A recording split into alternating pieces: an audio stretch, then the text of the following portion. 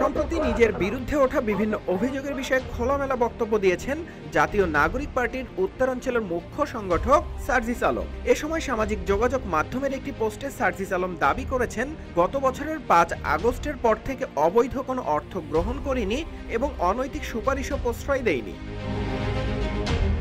সামাজিক মাধ্যমের ওই পোস্টে সার্জিস আরও বলেন, এটি আমার ব্যক্তিগত প্রতিশ্রুতি যা অভ্যুত্থানের রক্তের কমিটমেন্টের সমান।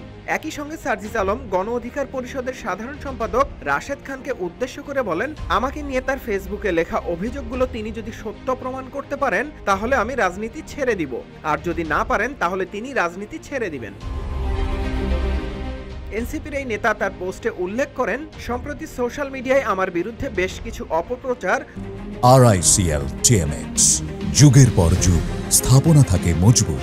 মন গড়া তথ্য ভিত্তিহীন অভিযোগ চোখে পড়েছে, যে অভিযোগগুলোর সাথে দূর দূরান্তেও আমি আমার কোনো সম্পর্ক খুঁজে পাইনি, বরং পিছনে লেগে থাকা শত শত প্রোপাগান্ডা মেশিনের দিকে মনোযোগ না দিয়ে কাজকে প্রাধান্য দেওয়া শ্রেয় মনে করি।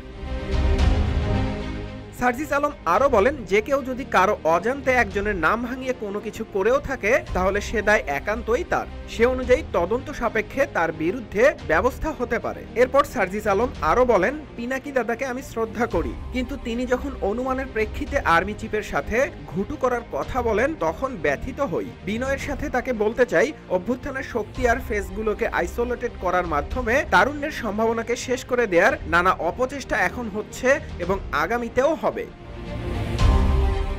সার্জিস আলম তার পোস্টে আরো বলেন, যারা আগে থেকে অন্য রাজনৈতিক দলের ছিল এটা বরং তাদের চেয়েও কঠিন। বিবেকবোধ আর ব্যক্তিত্বকে সামনে রেখে এই কঠিন পথ পাড়ি দিয়েই আজ আমরা বর্তমানে দাঁড়িয়ে আছি, যে বর্তমান রক্ত আর জীবন দিয়ে লেখা।